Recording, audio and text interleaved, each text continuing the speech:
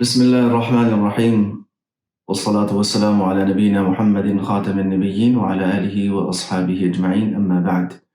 We are commencing from verse 30, and the summary of the verses 30 to 32 is as follows.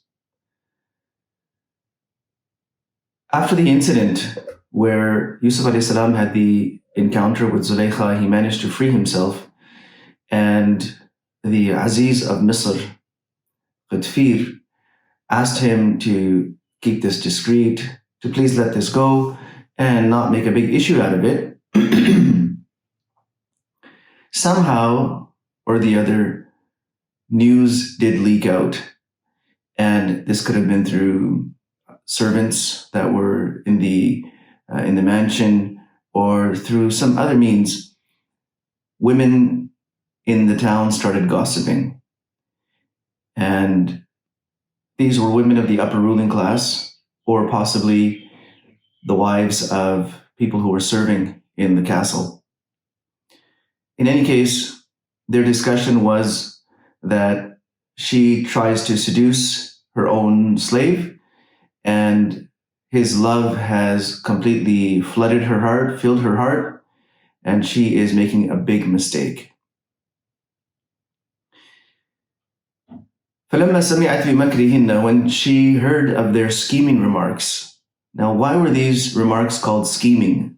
It could have been said their gossip or their backbiting, but they're scheming remarks because they were also curious about who is this man, who is this person that someone like Zulaykha, a woman with the power and the charm and grace of Zulaykha, has been so overwhelmed with. And somehow they also wanted to see him. They wanted to know who this person was. So that's one thing. The other thing is that their backbiting was simply a way to cover up their own jealousy. Some Mufassirin have said that it's possible that Zulaykha mentioned some of her feelings to her friends, and it were they who later spread this throughout the city. Now, her way of solving this was to let these women see for themselves the impact that Yusuf alayhi salam has on others. So she invites them to her house and has a very comfortable sitting place prepared for them. And then she brings fruit for them and gives each one of them a knife to cut their own fruit.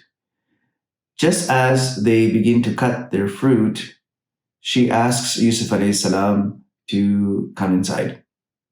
Now, when Yusuf alayhi salam comes inside, they are so overwhelmed, stricken, entranced by his charm, his grace, his handsomeness, that they forget about what they're cutting, and their hands keep moving. Their eyes are following Yusuf alayhi salam, and instead of cutting the fruit, they end up cutting their fingers. And then they realize that this is no ordinary human being. Hasha lillahi ma hada bashara. This is not a human. So they saw that he wasn't just handsome and had good looks, but in hada illa malakun kareem. This is some kind of a noble angel. So there was this sense of nobility, innocence, grace, piety that was attached to Yusuf alayhi salam. So then she said that this is the man that you were scorning me about, you were putting me down and trying to make me look bad or feel bad, but this is the situation. Then she said something else. She said, yes, I am the one who tried to seduce him, but he managed to withhold himself. He managed to restrain himself. And in the future, I'm going to keep trying. And if he continues to refuse, then I'm going to have him thrown in jail and he will be disgraced.